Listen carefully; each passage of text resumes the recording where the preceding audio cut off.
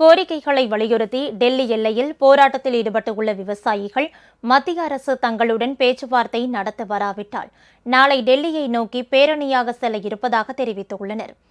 குறைந்தபட்ச ஆதார விலைக்கு சட்டப்பூர்வ அங்கீகாரம், விவசாய கடன்களை ரத்து செய்தல், விவசாய தொழிலாளர்களுக்கு ஓய்வூதியம் உள்ளிட்ட கோரிக்கைகளை வலியுறுத்தி நேற்று ஹரியானா, பஞ்சாப் எல்லையிலிருந்து நூற்றுக்கணக்கான விவசாயிகள் டெல்லி நோக்கி நடைபேரணியாக சென்றனர். அவர்களை போலீசார் தடுத்து நிறுத்தினர். அதே இடத்திலேயே அமர்ந்து விவசாயிகள் போராட்டத்தில் ஈடுபட்டுள்ளனர். அவர்களை சுற்றிலும் வலுவான தடுப்புகளை அமைத்து காவல்துறையினர் கண்காணித்து வருகின்றனர். இந்நிலையில் தாங்கள் மத்திய அரசுடன் பேசுவதற்காக காத்திருப்பதாகவும் நாளை பிற்பகல் 12 மணி அளவில் டெல்லியை நோக்கி மீண்டும் பேரணியை தொடங்க உள்ளதாகவும் விவசாயிகள் அறிவித்துள்ளனர்.